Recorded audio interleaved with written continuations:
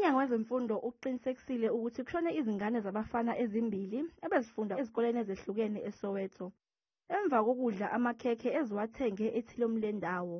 Kanti kubonwa ngokusa entombazaneni enza ugrade 1 kwesinye sezikole eziseSoweto.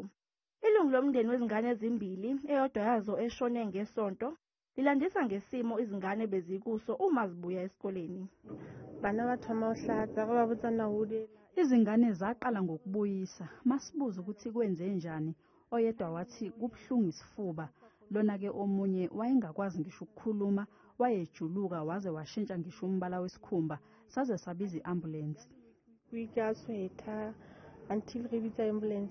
I-Operation Dudula isola lezi zitolo ngokuthengisa ukudla osekuphelelwe isikhathi, kanti ithi kufanele zivalwe.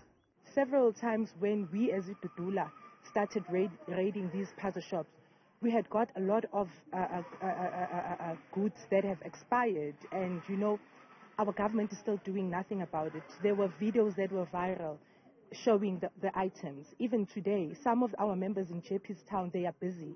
If you get a purity that needs to be fed to an infant that has expired a year ago, what does that say?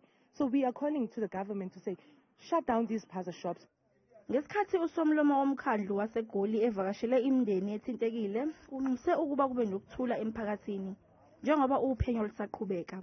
Let us not jump to assume because somebody is a foreigner and they own this shop, therefore, it follows that whatever they are selling in there could have been the poison.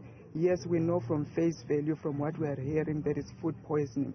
But until we get those facts, we cannot react even as a city.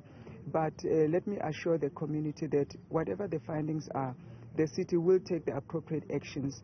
Isigameko silandela esenzeke ngumandulo eSoshanguve lapho abafundi besikole samabanga aphansi abacela ku-90 bangeniswa esibhedlela emva kokuba bedle amakhekhe afakwe umthunzi wenkukhu abawathenga kowayedayisa emgwaqeni ngasesikoleni.